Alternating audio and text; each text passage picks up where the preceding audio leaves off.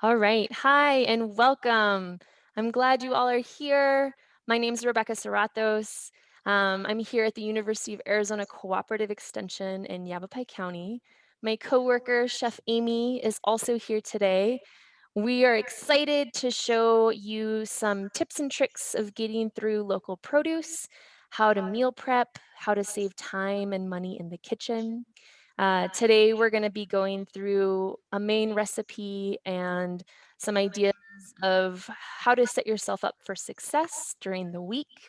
We're recording this video, so hopefully, if you're joining us live or you're watching this afterwards, you get some ideas of how to be more efficient in the kitchen. So, thanks for joining us. So, moving on, today we are talking about preparing meals. We know that a lot of us are stressed right now, especially families with young children. We want to make this process as pain free as possible, but we also want to save you time and money. Spending time with your families and your kiddos should be at the top of everyone's list right now. And all of us hate that dreaded question of, Mom, what's for dinner? Right? So we're trying to get into a groove and into some some tips about how to make answering that question just a little easier. We're going to ask that you save your questions to the very end. We very much want to hear from you. Any tips and tricks of your own, what your kiddos like, how they help you in the kitchen. We all want to share that at the end, but Aimee and I are going to go through some recipes here in the beginning. So, getting started. Many of you received a local food box. In the picture on your screen, it was loaded with lots of greens, maybe some root vegetables like carrots, things like onions and garlic, a sourdough bread loaf. But we also were graced with citrus, which is rare for our area, but we have friends down in the valley. So a lot of you got grapefruit and oranges, maybe some lemons. But we're going to go through some of these ingredients today, and I'm going to hand it over to Chef Aimee to just go over a few of them and talk about why it's so awesome to have this local fresh produce today. All right. Well, thank you. I was excited to see the box come in and see what everybody was getting. Thinking about the demo, we have a great recipe that will utilize a lot of these ingredients. Definitely green heavy. It's that time of year. We have some root vegetables, also that time of year, and then staples, your onions, your garlic, eggs, bread. All of that can make really fantastic meals, even if it's little bits of each that come into one main meal. So yes, all of these can stand alone as sides to maybe a dish with protein, meat, or something like that. But at the end of the week, what we like to try to do is take the little bits of everything left over and make a fantastic meal out of it. So we'll be demoing a garden frittata today, and it's a perfect recipe to collect those end of week items and put it together. So we are going to break down the box a little bit. I'm going to start with an onion. That will be the first thing that we demo. And from there, we will go into your root veg. We've added a couple of things to our frittata, some things that we may have thought were laying around that you may have in your kitchen as well. And then our bread, I believe we got the same loaf, and if you can hear it, it's got a nice crusty exterior, and part of this crust is stale because it's been sitting out for a couple days. But I don't want you to ever throw away stale bread. It is glorious in the kitchen, and I'm excited to talk to you about ways that you can use the stale loaf as well. So I'm going to turn it back over to Rebecca. Thanks, Aimee. Yeah. So, just a review of what you might have received in your food box, but also a review of what you might find at a farmer's market, what you might find at a local farm stand, and then definitely what's on sale at the grocery store right now. Greens, greens, greens, and more greens. We're all anxiously awaiting maybe some meatier vegetables like asparagus, something to kind of liven up this lull between winter and into spring. And so that know that if your family can eat seasonally and you can have recipes that reflect the seasonality of produce around you, you're going to save a ton more money. It's really hard to find a watermelon right now because it's probably coming from the other side of the world, and the price reflects that. But if you can find some leafy greens, some carrots, onions, potatoes, radish, you'll be well on your way to eating more in season. Okay, so we love this idea of meal prepping, but we understand that it can become overwhelming. You see recipe after recipe after recipe. You might not know where to begin, but Miss Aimee has a really awesome idea of touch an ingredient one time. Now, she's going to demonstrate that to you today with an onion, and she's going to explain how it's going to be utilized in a variety of different ways. Okay. All right. Thanks. So we are starting with an onion. A hot tip for doing work in the kitchen. Start with a sharp knife. And I know it sounds scary at times, but the sharper it is, the less likely you will injure yourself. So I'm going to show you how to break down an onion. I'm going to do a dice and I'm going to do a slice. Over here on the cooktop that you can't see, I have a cast iron pan and it has been slowly heating. This is what I'm going to be making the frittata in. If you use cast iron and you're using it on a glass cooktop, that you need to heat that pan up real slowly, otherwise it'll crack the glass cooktop. Cast iron for frittatas is a preference of mine. If you have another nonstick pan or a pan that can go in the oven, and I'll talk about finishing this off in the oven in a little bit, you're welcome to use any pan. That's just my pan of choice. So I'm going to come in and I'm going to start prepping out my onion. When you hold a knife, there's a proper way to do it. And again, this is for safety. So if you see the way this knife is shaped, that's actually, it's shaped so you could hold it correctly. So I'm going to put 3 fingers in here, and this right here is your bolster. Once I put my 3 fingers in, my thumb is going to rest right here on this bolster, and then my index finger is going to come along the other side. So I'm essentially pinching the blade. This gives me total control of the blade. If you're back here holding the knife, it can get a little wild on you. So you want to choke up on it, almost like you would a bat if you were playing softball or baseball, just to get more leverage. So I'm 3 fingers in, I'm pinching, and then my other hand to keep it safe is going to be in the form of what we call a claw. My thumb is going to be cut or kept out of the way so that I don't cut it. And I'm just going to cut off this bottom. Now, when you're cutting things, you want to make round things become flat.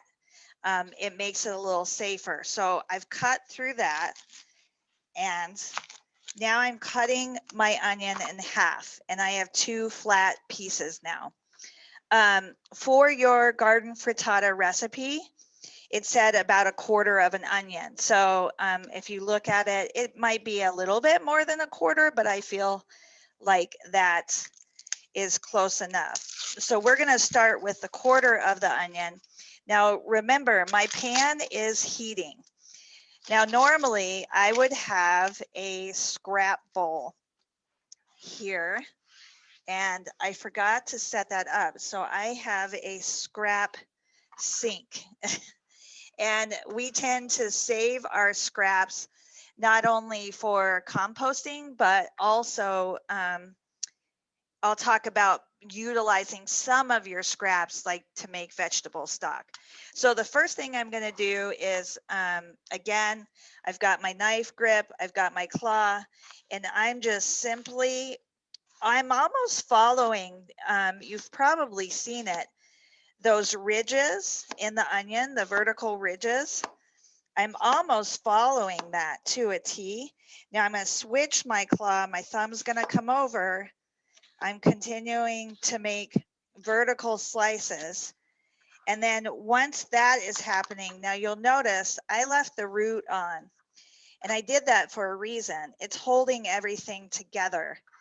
After you've cut your vertical slices, you simply cut off that root top, and then you've got your vertical slices. And the reason why we're paying so much attention to this, it looks like I need to cut that a little bit more, is if it's cut the same, it'll cook the same. And that's sort of the motto in the kitchen. So we want to have really not like totally identical slices, but we really want them to be similar in feel so that they cook the same. And in this instance, I'm caramelizing the onion. So I definitely want my caramelized onion pieces. I don't want half of them to burn and then the other half to be barely caramelized. So technique matters in this point. Now, I've already done my slices. I'm going to walk over here and add a little oil to the pan. And then I'm going to drop my slices in the pan. And mind you, you'll hear that sizzle. I was slowly heating my cast iron up to make sure that I'm not going to damage this glass cooktop, and then it's ready to go. Now I started with caramelizing the onions first because that's going to take the longest. And Rebecca has that up on the screen. So you want to start with, while you're doing your food prep, the things that are going to take the longest. And I know it's going to take a little bit to caramelize those onions. I had no problem popping them in the pan while I continue to cut the rest of my prep. I'm going to dice this one and I'm going to put it in a container, and I'll put this away in my fridge for later. Again, Rebecca talked about you, she talked about you basically touching one item one time and then forgetting about it. You know, nobody wants to pull out a cutting board and go through cutting onion again once you have already had this out. So you're going to touch it once. So I am going to, again, same concept. I'm got my claw, I'm coming in, I'm making vertical slices. That very tip of the onion is holding my onion together. Okay, so it's not going anywhere. I've got my vertical slices. Now I'm going to dice it. I'm going to put a flat hand. I'm going to come in now horizontally, and I'm going to make a few horizontal passes. And again, my onion's totally together. Final step, I'm going to pinch it all together and come straight down. And you're looking at a very consistent dice with that. So very easy to do, and I'm touching it one time, and now I'm going to put it away. So I'll just set that in there. We've got onion cut for the week, and I'm going to turn it over to Rebecca while I clean up a little bit. Thanks, Amy. Mhm. So the rest of you can see on your screen with the PowerPoint, this doesn't just apply to onions. We can do the same with carrots. So remembering to wash and maybe matchstick those carrots. Those are very easy snacks for later in the week. Amy and I both have small children, and they know that they can just open up that fridge. There will be sliced up carrots at eye level, and there's a really healthy, easy snack. You did the prep earlier in the week while you were getting the frittata, caramelizing the onions, dicing the onions, etc.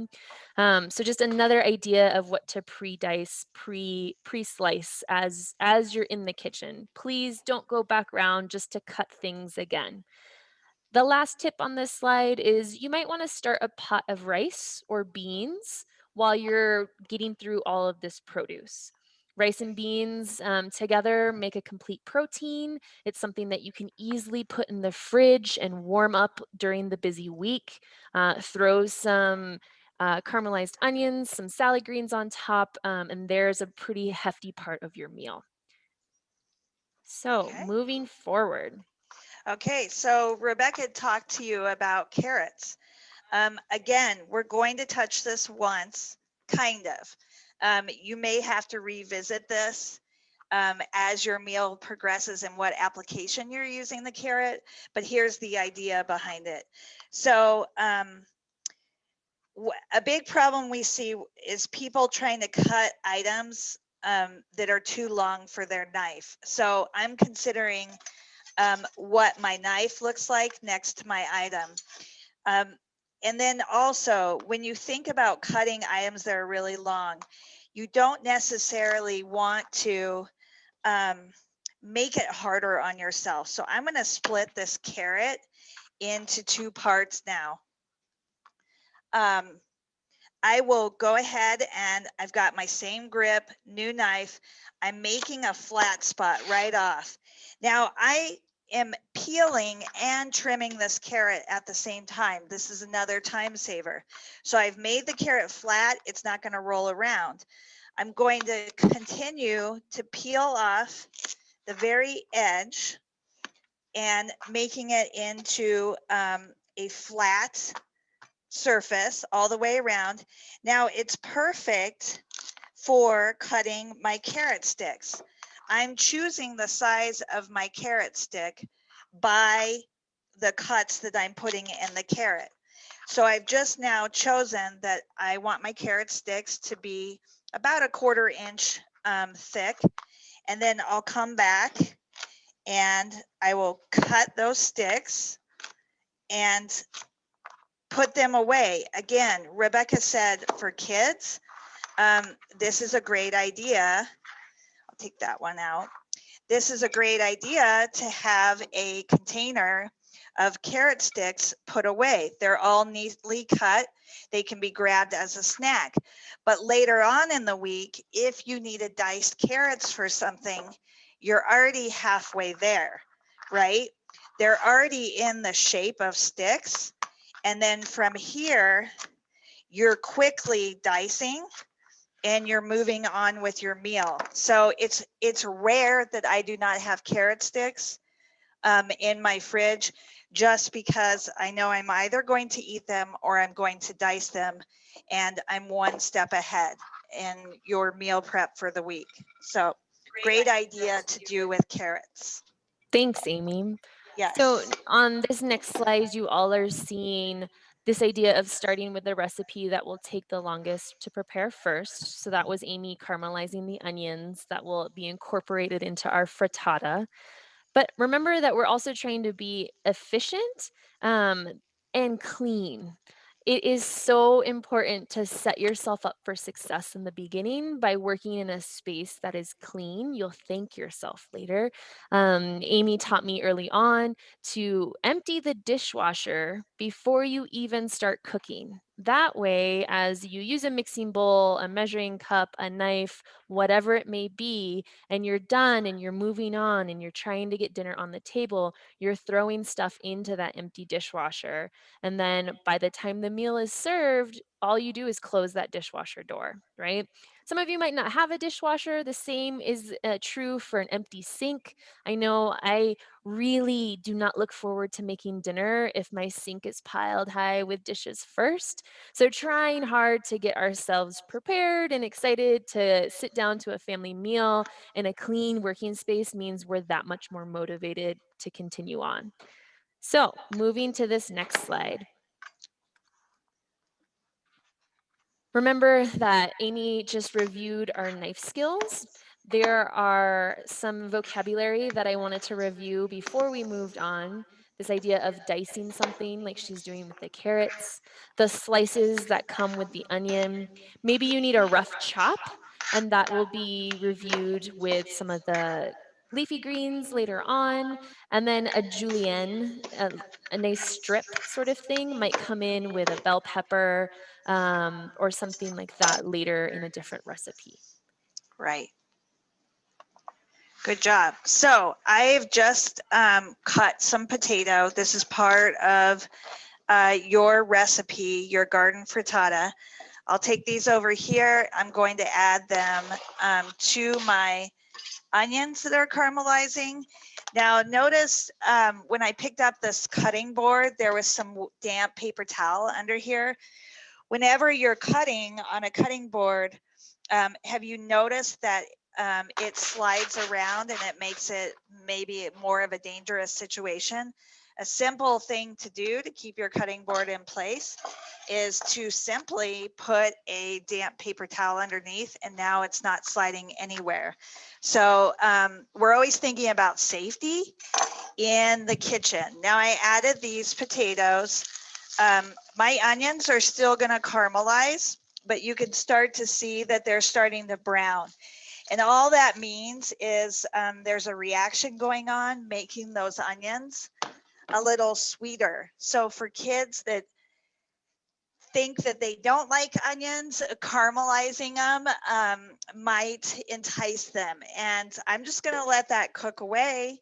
My potatoes need to catch up.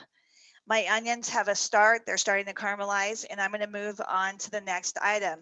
So the potatoes that you saw were sort of a rough chop. I'm keeping them similar in size, as you can see in the pan, because if it's cut the same, it cooks the same. So they're similar in size, but I wasn't paying a lot of attention to technique. When Rebecca talked about julienning something, a bell pepper is a great way to demonstrate this. And here's a hot tip about bell peppers. Now notice how I'm cutting around the seed. That's a very easy way to get down to what you need to get down. But when you're making bell pepper sticks, especially for kids, do you see this interior part, this white part? Sometimes that white part in bell peppers is bitter. And for kids that think that they don't like bell peppers, like we know that this is really sweet, but if they were to bite into that white part, they would definitely think it's bitter. In hot peppers, your white part, the rib here holds a lot of the heat. So in this case, with the sweet bell peppers, it's just going to be a little bit bitter. So I'm going to remove that white part, and we're just going to make it a little bit cleaner for when we go in to do julienne. I'm going to remove just a slight bit more. So I'm just laying my knife flat and I'm taking out that interior. And now I'm down to a nice flat piece. Now, when we did the carrot sticks, we were making an intentional cut. They were about a 1/4 inch. I was making those carrot sticks. When you julienne something, you're going to keep your knife tip down, and I'm going to start off with the just a rocking motion, and I'm coming in and I'm making very thin slices. But notice how that my knife does not come up off the cutting board. You cut down and you move forward. You cut down and you move forward. And then that gets it into a nice little thin strip. And again, we are going to try to keep them the same throughout. And we're going to try to keep in mind if it's cut the same, it cooks the same. So I'm going to julienne just a little bit more here. And we'll pop them in our frittata pan. Now, I'm not going to stop with this bell pepper because we know that we want to touch an ingredient one time, right? So I'm just going to continue taking care of this bell pepper and cutting into maybe some bigger strips. You can use it for hummus or just snacking on. And I will put those away. And I know that during the week, I have my strips done. And again, the same concept with your bell pepper that you did with your carrot. If for some reason during the week you needed to dice bell pepper for something, you're already halfway there. And it would be nothing to get some diced bell pepper into a dish. Thanks, Amy. So this is a reminder too that if you don't have red bell pepper, it's easy to swap out something else in its place. Amy and I were talking earlier. She had some sweet peppers, like the snacking kind of peppers in her fridge. That would totally suffice. If you and your family like things a little spicier and you had jalapenos or poblano chilies, that would kick up this dish a lot. Use what you have. Canned chilies would work well too. Just know that you're going to be cooking them a little bit different than you would a fresh pepper. We don't want you to feel like you have to stick exactly to the recipe. The best part about eating and cooking seasonally is that you use what's on hand, you use what you have. So know that potatoes, peppers, different types of leafy greens can all be substituted as the seasons change and as you have access to different types of produce. So Amy's going to continue on with getting this frittata ready. As a reminder, you got this garden frittata recipe from the USDA Choose My Plate. It was in your folder. If you are watching this video afterwards, we'll make sure to add a link to where you can download this recipe as well. A super easy, simple way. And know that frittatas can not just be for breakfast, we can serve them breakfast, lunch, or dinner. It's a really versatile recipe. Like Amy said, we can cook it on the stove top. We can put it in the oven. We can even put it in mini muffin tins if you want to make individual types of servings of this. The sky's kind of the limit in what you serve to your family. Okay. So we're moving on to the greens part of this frittata. And the neat thing about kale is this could actually be a really fun kid activity. You'll have them hold the stem and we tell them to make a claw and you just pull the kale right off. Typically, we don't eat kale stems. So this is something that you would want to go ahead and have your kid help you with. It makes it fun to say, make a claw and pull that right off the stem. So we've got some kale here. And if the kale stems are less bulky, yes, you can eat them. It's just the really bulky ones that may not be as palatable. So I have a bunch of kale here. There's a couple of ways that you can think about cutting it. The first way is layering it. So I've laid down a couple leaves on top of each other, and then I'm going to roll it in a cigar shape. And I'm going to hold it pretty tight. And again, I've got my grip, I've got my claw, my knife tips down, and I'm literally shaving very thin strips of the kale. So I'm just shaving this right off, and it will melt away in our frittata, and the kids won't even notice it. So I'll end up putting maybe a little bit more. So the second way is you can bunch it together and do the same thing and drop it right in your pan, and it will go ahead and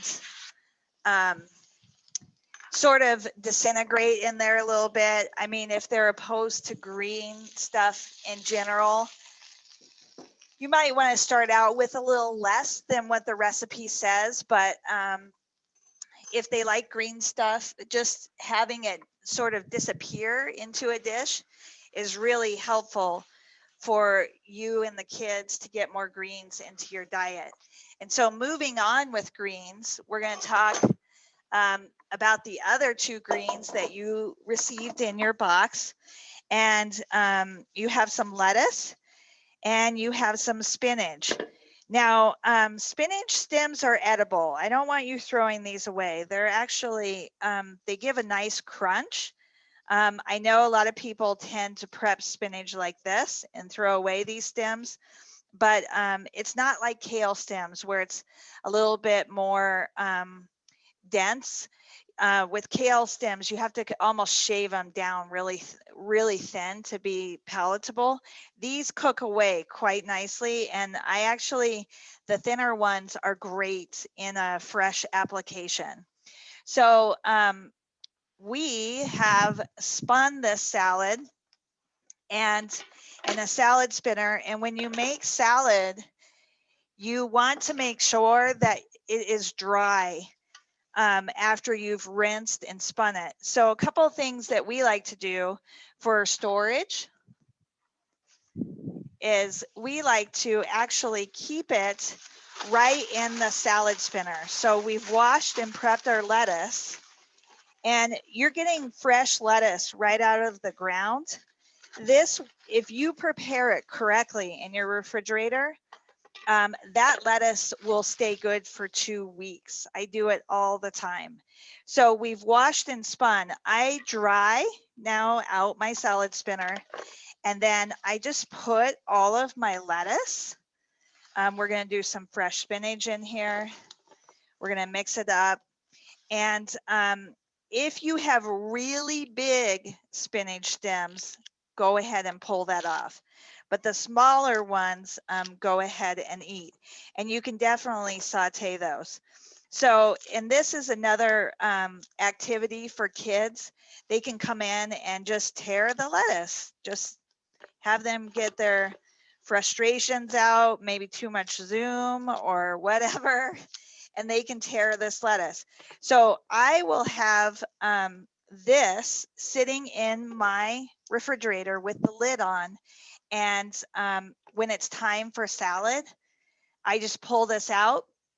And we've already shown you that we have already done some cutting for the week. So maybe I add some onion. Maybe I add some bell pepper strips. I have some carrots I can cube up now real quickly, dice up. So I wouldn't necessarily put all of this together in the salad spinner because sometimes some of the thinner ingredients like the bell pepper or whatever can go bad a little quicker than the lettuce. I tend to leave my lettuce alone, and then I have my chopped stuff on the side. Aimee, did you also want to mention utilizing some of the citrus that they got in our last few minutes together in Yes, part of a salad? yes. So I am going to just add the egg now to this. Let me whisk up these eggs. Now And in the frittata, oh, sorry. no, I was just gonna say, for some of your older preschoolers, definitely as we get closer to 5, maybe they're exiting preschool and heading into kindergarten next year, eggs are a really awesome component of meals that spark a lot of conversation, right? The great thing about local food is we start to inquire, where does this food come from, right? With a lot of our kiddos, maybe they've seen chickens, maybe they haven't, but we can just start the conversation of, where do eggs come from? Older kiddos might also want to try breaking eggs. I know a lot of our families in their food boxes got a full dozen eggs. This recipe does not use the full dozen, so maybe you want to let them try cracking 1 or 2 eggs, and just having that experience of seeing the egg whole and then seeing what's inside, and then helping prepare and finally eat the end product.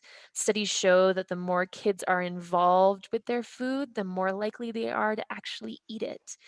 So repetition, experience, all helps in this process of eating as a family.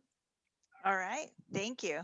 So, talking about citrus, there's a couple of ways to think about using this. And a lot of times, the outside, which I personally believe is the best part, the most flavorful, gets thrown away. Think of every time you get a citrus in your hands, whether or not you're going to use it right away. I'm going to encourage you to zest it and put that zest away in a little container and put it in your fridge. Um, the zest is what will give a dish punch. And we like to say if it's flat tasting, add salt and zest, and it's going to brighten that right up. So in this case, you may think it's a little crazy that I'm going to put this zest in the frittata with eggs, but I'm going to do it. I know that lemon zest tastes great with kale.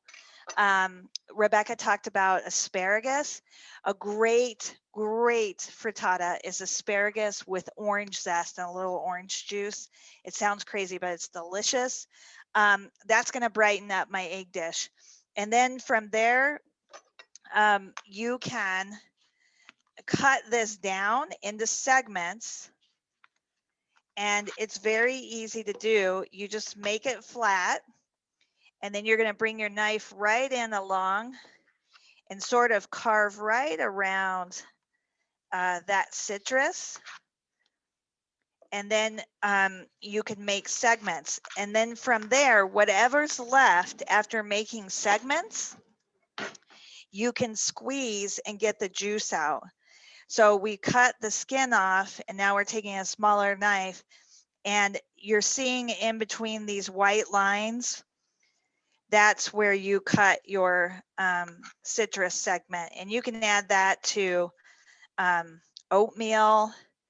You can put it in your salads. It's a great way to use it. But once you've cut all these segments, still don't throw this away. You're going to take it and squeeze it in your hand, and you're going to get all the juice out. That is the proper way to utilize your citrus, making sure you get the most for your money. And then, do you want to mention making bread pudding out of the bread real quick? Yeah, so we also found a lot of recipes for utilizing maybe a couple day old bread. So the bread that you all received, most bread that you can find in farmers market spaces or from local artisans is very fresh, very handmade, and therefore doesn't last very long. However, if you haven't gotten through all of your sourdough, we mentioned not throwing it away just because croutons is a really awesome, crunchy thing to make with bread that's easy to go along with that salad. However, we also found a lot of really cool bread pudding ideas.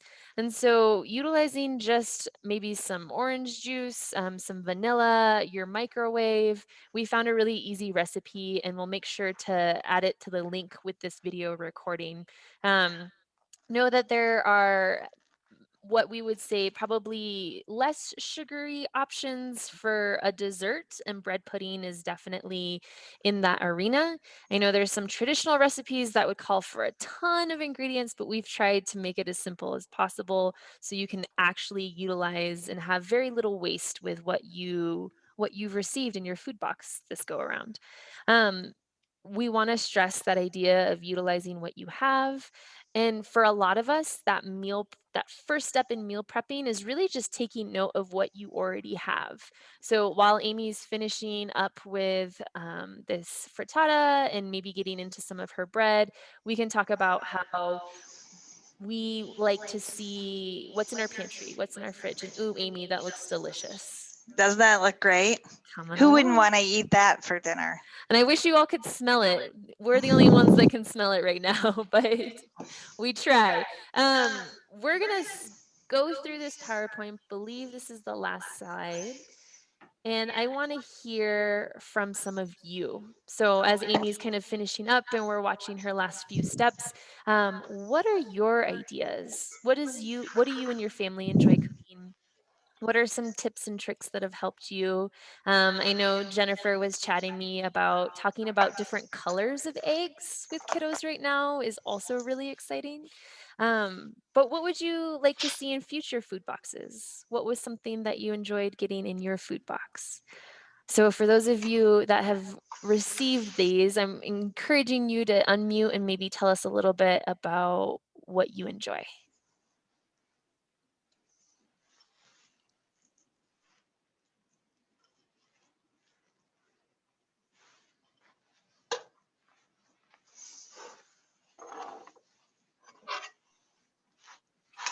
And asking Travis or Jennifer or Bianca to weigh in. I know you all got to see those big, beautiful food boxes.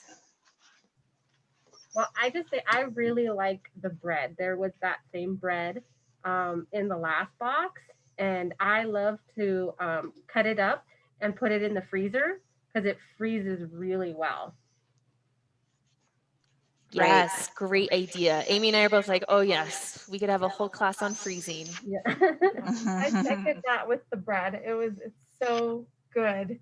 And yeah, I just cut it up yesterday. I was like, forget it, a little butter.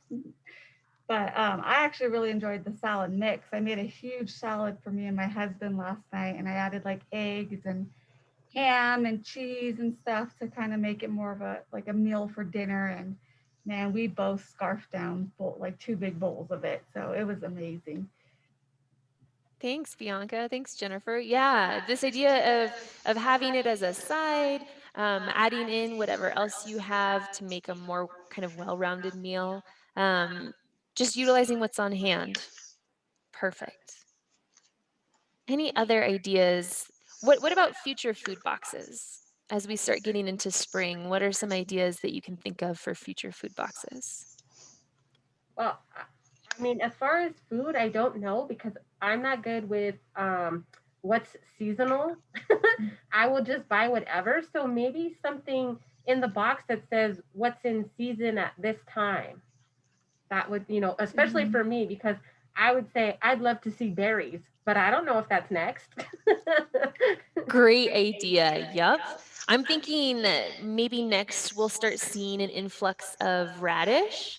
Amy loves utilizing what we call root to tip. And so the radish piece, but also the greens of the radish. And it's easier to utilize the greens when you get them more locally. Sometimes in the store, you'll even find radishes with the greens like chopped off. And you're like, wait, but you can eat that part too. So yeah, and I love that idea, Jennifer, of adding in maybe a fact sheet of what is local. This is a plug for cooperative extension. Wherever you are, there is a cooperative extension, and looking it up on your end to see what is in season. And even throughout Arizona, it's different right now. Northern Arizona, we have a fewer pickings. It is really cold still outside, the beginning of March, but southern Arizona has been, wrapping up their high season because they can grow all winter. So, really trying to see what is local in your area. Utilizing cooperative extension is a really good way to do that, but then also seeing what farmers are growing in your area. So, Amy, did you want to show us maybe a last few shots and then we'll wrap this up? Right. So this is our frittata. Just a little quick tip on getting it to cook even. As the outside sets, you're going to take a spatula and you're going to pull back that outside, and you're just going to run that pooled egg off to the side, and you'll do it several times. And this allows that egg to circle away from that very center, and it allows things to cook a little bit more even. Generally, when I make frittatas, I'll do this a couple of times. I'll get a nice edge. I'll make sure that there's no pooled eggs in the center. And then I finish my frittata in the oven, 350 degrees for about 10 minutes. If you don't want to do that, put a lid on your pan. Just know that the longer it sits on the direct heat, you may get a little more browning.